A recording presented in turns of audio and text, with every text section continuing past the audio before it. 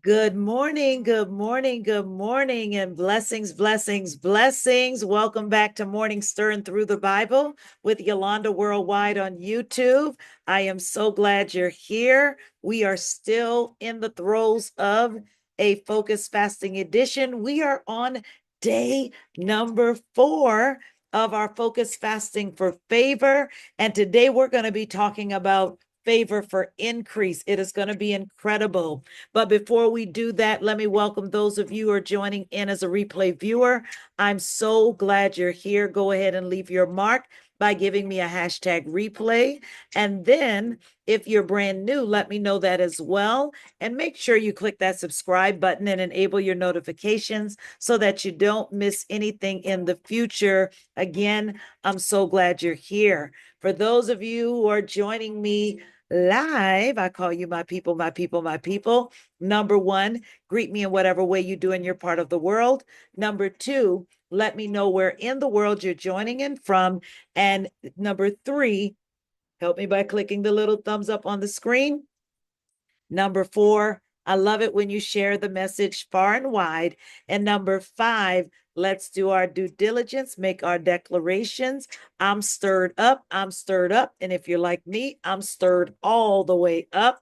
And again, I'm so glad you're here. We are day 4. Once again, day 4 is dedicated to favor for increase. We're going to dive into that in a bit, but first we're going to pray in the spirit for a few moments. Then I'm going to share on what our focus is for today. And then I'll quickly go into the word of God. And y'all, I think I missed something. I missed the chapter. So we're going to plug that in today and continue reading forward. But blessings, blessings, blessings. Let's dive into praying in the spirit. Rakatamandi elebakote kelebata, rakatamandi ikerekete, rokotamandi elebakote kelebata, randi ikerekete, rokotamandi elebakote kelebata, rakatamandi elebakote kelebata, rakatamandi ikerekete, rokotamandi ikarakata. Reketiandi elebakore kerebataya, rakatamandi elebakote kelebata, rakatamandi ikerekete, reketiandi akarakata, rakatamandi ikerekete, rokotamandi ikarakata, rokotamandi ikarakata, yelebakote kelebata, randi ikerekete, rokotamandi ikarakata, rokotamandi ikerekete, rokotamandi ikarakata. Yatamandi ikarakata, rokotamandi ikarakataya, reketiandi alabakote kelebata, reketi alabakote kelebata, reketi alabakore kelebata, randi ikarakata, rokotamandi ikarakata, rokotamandi ikerekete, rokotama, rande ki ikarakata, rokotamandi ikarakata, reketi alabakore kelebata, rokotamandi ikerekete, rakatamandi ikerekete, randi ikerekereke, randi ikerekete, mandi ikerekerebata, randi ikarakata, randi ikerekete, rokotamandi ikarakata, rokotamandi ikarakata, rokotamandi ikarakata, rekete yalabakote kerebata, rakatamandi ikerekete, rakatamandi ikerekete, randi ikarakata, randi ikarakata, rekete yalabakode kerebata, rekete yalabakode kerebata, rakatamandi ikerekete, rokotamandi ikarakata, rokotamandi ikarakataya, rekete yalabakote kerebata, rakatamandi ikerekete, rekete yalabakote kerebata, randi ikarakata, rokotamandi ikarakata, rekete yalabakote kelebata, rekete yalabakote kelebata, rekete yalabakote kelebata, rekete yalabakote kelebata, rakatamandi ikerekete, rakatamandi bata, rakatamandi ikarakata, rokotamandi ikarakata, randi ikarakata, rekete yala bakote kiribata, randi ikarakata, randi ikarakataya, randi ikarekete, rakatamandi ikarakara, rande ki ikarekete, rokotamandi ikarakata, rokotamandi ikarakata, yele bakote kelebata, Yarabakarakata, Rokotamandi ikarakata, Rekete yalabakote kelebata, Rakatamandi ikarekete, Rakatamandi ikarakata, Rokotamandi ikarakataya, Rekete yalabakote kelebata, Rakatamandi ikarekete, Rokotamandi ikarakata, Rakatamandi ikarakata, Rokotamandi ikarakata, Rekete yalabakote ke, Rekatamandi ikarakata, randi ikarakata, rekete yalabakote ke, rakatamandi ikarakata, rakatamandi ikerekete, randi ikarakata, randi ikerekete, rokote yalabakote ke, rakatamandi ikarakata, rekete yalabakote kelebata, randi ikerekete, rokote yalabakote ke, rakatamandi yalabakote ke, Rakatamandi yalabakote kelebata, rakatamandi akarakata, mandi yalabakore kereata, rakarakarakatataya, reketi yalabakote kerebata, rakata yalabakore kerebataya, randi ikere kere kerebataya, rakarakare kerebataya, rakatamandi ikere kete, Rakataya, Rokotamandi ikerekete, Rokotamandi ikarakata, Rekete yalabakote kelebata, Randi ikerekete, Rokotamandi ikarakata, Rekete yalabakote ke, Randi ikereketea, Rakatamandi ikerekete, Rokotamandi ikarakata, Rokotamandi ikereketea, Rakatayalabakote ke, Rakatamandi yelebakote kerebata, Rakatamandi yelebako, Rakatayalabakore kerebata, Reketayalabakoya, Hieledebaya. Today we're talking about favor for increase. And the greatest story I could think of concerning increase is concerning Solomon and the favor that he acquired, that he was given by God.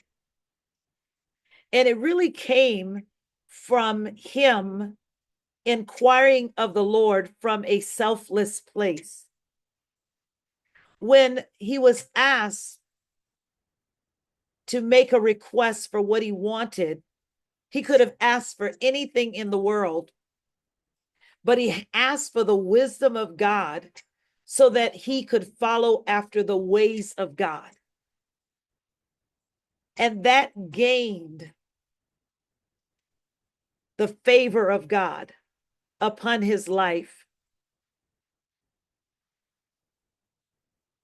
Asking for something that would help him walk upright before God. And God decided to place favor, immeasurable favor, upon his life. This story is recorded in 1 Kings chapter 3.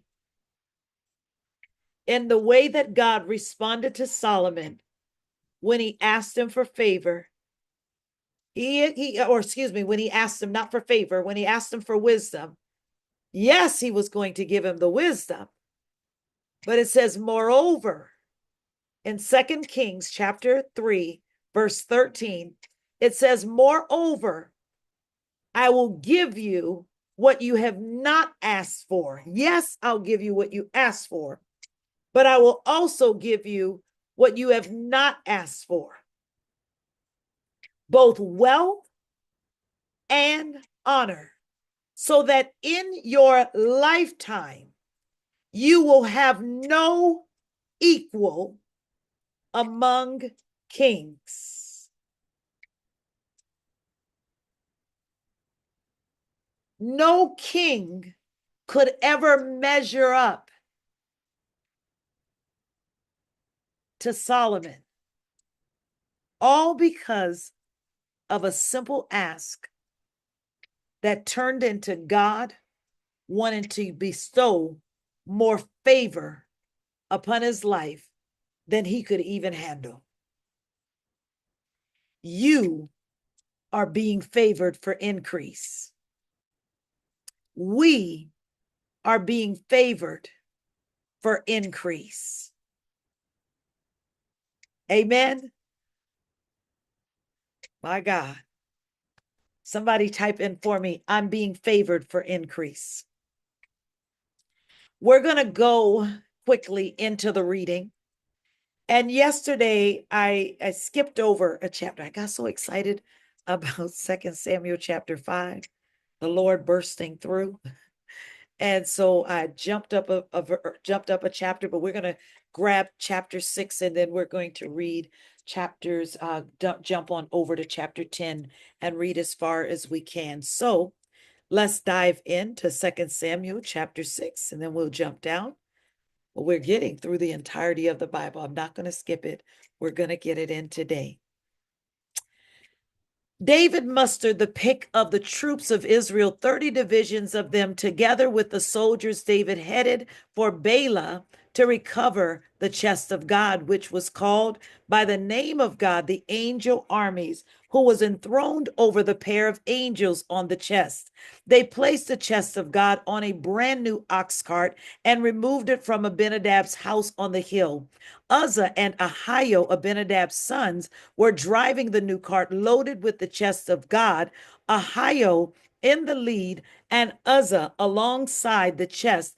David and the whole company of Israel were in the parade, singing at the top of their lungs and playing mandolins, harps, tambourines, castanets, and cymbals. When they came to the threshing floor of Nacon, the oxen stumbled. So Uzzah reached out and grabbed the chest of God, my God. God blazed in anger against Uzzah and struck him hard because he had profaned the chest. Uzzah died on the spot right alongside the chest. Then David got angry because of God's deadly outburst against Uzzah. That place is still called Perez Uzzah, the explosion against Uzzah. David became fearful of God that day and said, the chest is too dangerous to handle. How can I ever get it back to the city of David? He refused to take the chest of God a step farther. Instead, David removed it off the road and to the house of Obed-Edom, the Gittite. We had to read this. We couldn't skip this. The chest of God stayed at the house of Obed-Edom, the Gittite, for 3 months, and God prospered Obed-Edom and his entire household. It was reported to King David, that God had prospered Obed-Edom and his entire household because of the chest of God. So David thought, I'll get that blessing for myself, and went and brought up the chest of God from the house of Obed-Edom to the city of David, celebrating extravagantly all the way with frequent sacrifices of choice bulls. David ceremonially dressed in priest's linen, danced with great abandon before God.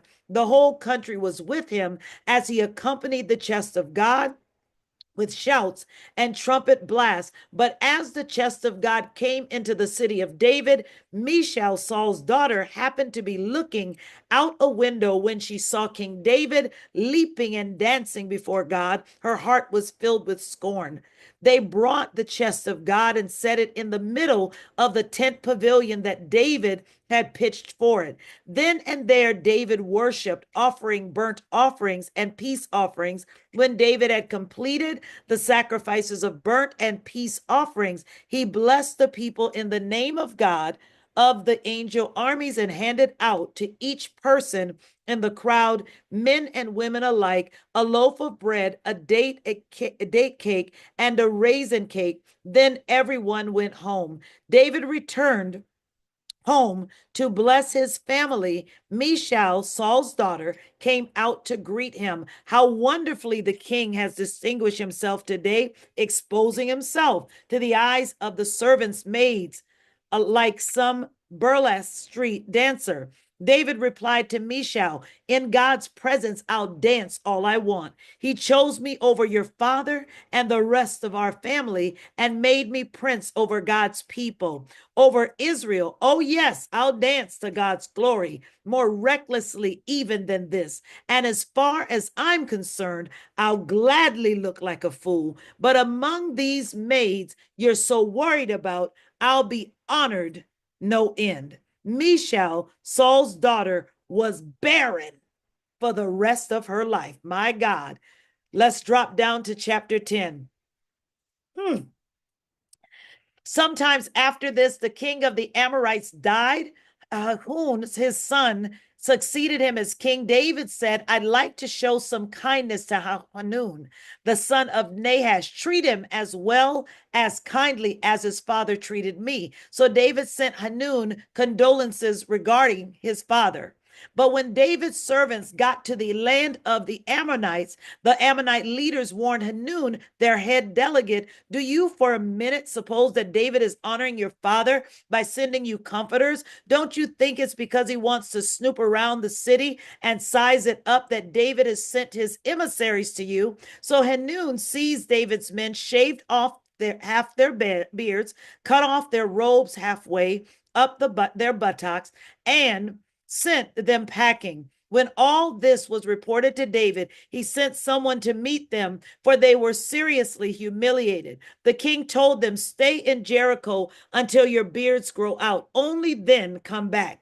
When it dawned on the Ammonites that as far as David was concerned, they stunk to high heaven, they hired Aramean soldiers from Beth Rehob and Zobah, 20,000 infantry and 1,000 men from the king of Maacah and 12,000 men from Tob. When David heard this, he dispatched Joab with his strongest fighters in full force. The Ammonites marched out and arranged themselves in battle formation at the city gate. The Arameans of Zobah and Rehob and the men of Tob and Maacah took up a position out in the open fields. When Joab saw that he had two fronts to fight before and behind, he took his pick of the best of Israel and deployed them to confront the Arameans. The rest of the army he put under the command of Abishai, his brother, and deployed them to confront the Ammonites. Then he said, if the Arameans are too much for me, you help me. And if the Ammonites prove too much for me, I'll come and help you. Courage. We'll fight tooth and nail for our people and the cities of our God, and God will do whatever he needs doing. But when Joab and his soldiers moved in to fight the Arameans, they ran off in full retreat. Then the Ammonites, seeing the Arameans run for dear life, took their heels from Abishai and went into the city. So Joab left off fighting the Ammonites and returned to Jerusalem. When the Arameans saw how badly they'd been beaten by Israel, they picked up the pieces and regrouped. Hadadezer sent for the Arameans and were across the river. They came to Helam. Shobach, commander of Hadadezer's army, led them. All this way was reported to David. So David mustered Israel, crossed the Jordan, and came to Helam. And the Arameans went into battle formation, ready for David, and the fight was on. But the Arameans again scattered before Israel. David killed 700 chariot drivers and 40,000 cavalry, and he mortally wounded Shobach, the army commander, who died on the battlefield. When all the kings who were vassals of Hadadezer saw that they had been routed by Israel, they made peace and became Israel's vassals. The Arameans were afraid to help the Ammonites ever again. Chapter 11. When that time of year came around again, the anniversary of the Ammonite aggression, David dispatched Joab and his fighting men of Israel in full force to destroy the Ammonites for good. They laid siege to Rabbah, but David stayed in Jerusalem. One late afternoon, David got up from taking his nap and was strolling on the roof of the palace. From his vantage point, on the roof, he saw a woman bathing. The woman was stunningly beautiful. David sent to ask about her and was told, "Isn't this Bathsheba, daughter of Eliam, the wife of Uriah the Hittite?" David sent his agents to get her. After she arrived, he went to bed with her. This occurred during the time of purification following her period. Then she returned home. Before long, she realized she was pregnant. Later, she sent word to David, "I'm pregnant." David then got in touch with Joab. "Send Uriah the Hittite to me." Joab sent him. When he arrived, David asked him for news from the front, how things were going with Joab and the troops and with the fighting. Then he said to Uriah, "Go home, have a refreshing bath and a good night's rest." After Uriah left the palace, an informant of the king was sent after him, but Uriah didn't go home. He slept that night at the palace entrance along with the king's servants. David was told that Uriah had not gone home. He asked Uriah, "Didn't you just come off a hard trip? So why didn't you go home?" Uriah replied to David, "The chest is out there with the fighting men of Israel and Judah in tents. My master Joab and his servants are roughing it out in the field. So how can I go home and eat and drink and enjoy my wife? On your life, I'll not do it." "All right," said David. "Have it your way. Stay for the day, and I'll send you back tomorrow." So Uriah stayed in Jerusalem the rest of the day. The next day, David invited him to eat and drink with him, and David got him drunk. But in the evening, Uriah again went out and slept with his master's servants. He didn't go home. In the morning, David wrote a letter to Joab and sent it with Uriah. In the letter he wrote, "Put Uriah in the front lines where the fighting is the fiercest. Then pull back and leave him exposed so that he's sure to be killed." So Joab, holding the city under siege, put Uriah in a place where he knew there were fierce enemy fighters. When the city's defenders came out to fight Joab, some of David's soldiers were killed, including Uriah the Hittite. Joab sent David a full report on the battle. He instructed the messenger, "After you have given the king a detailed report on the battle, if he flares in anger, say, and by the way, your servant Uriah the Hittite is dead." Joab's messenger arrived in Jerusalem and gave the king a full report. He said, "The enemy was too much for us. They advanced on us in the open field, and we pushed them back to the city gate. But then arrows came hot and heavy on us from the city wall, and 18 of the king's soldiers died." When the messenger completed his report of the battle, David got angry at Joab. He vented it on the messenger. "Why did you get so close to the city? Didn't you know you'd be attacked from the wall? Didn't you remember how Abimelech, son of Jerub Besheth, got killed? Wasn't it a woman who dropped a millstone on him from the wall and crushed him at Thebez? Why did you go close to the wall? By the way," said Joab's messenger, "your servant Uriah the Hittite is dead." Then David told the messenger, "Oh, I see. Tell Joab, don't trouble yourself over this. War kills sometimes one, sometimes another. You never know who's next. Redouble your assault on the city and destroy it." Encourage Joab. When Uriah's wife heard that her husband was dead, she grieved for her husband. When the time of mourning was over, David sent someone to bring her to his house. She became his wife, and bore him a son. Wow. That was 2 Samuel chapter 6 and verse in chapters 10 and 11. We're going to stop right there for today. Y'all, we're getting ready to go into the final day. Day number 5 is dedicated to worship, adoration, praise, thanksgiving unto God. That's what that's going to be about. And if you've been blessed, or if you just want to get a seed in the ground for this time of fasting, I always, always, always, always recommend putting a seed in the ground during a time of fasting. The details are in the description. You could do that tomorrow. You could do that today. Some of you, so every day, whatever it is that you feel led to do that. But let's come back together strong and finish off this time of fasting strong. Let's believe God for the unthinkable in the way of favor, for increase, all of the things that God is doing. Get ready for our Disciple Me is coming up on Tuesday night at 8 p.m. It's every first Tuesday. So you can mark your calendar for that. We'll give more details on that. I'll put the link probably in the description tomorrow. And then also Monday night at 8 p.m., we will be praying together. Tomorrow night at 8 p.m., we'll be praying together for just through the things that we were fasting for, focus fasting for favor. For now, I love you with the love of Jesus, and I will see you guys tomorrow.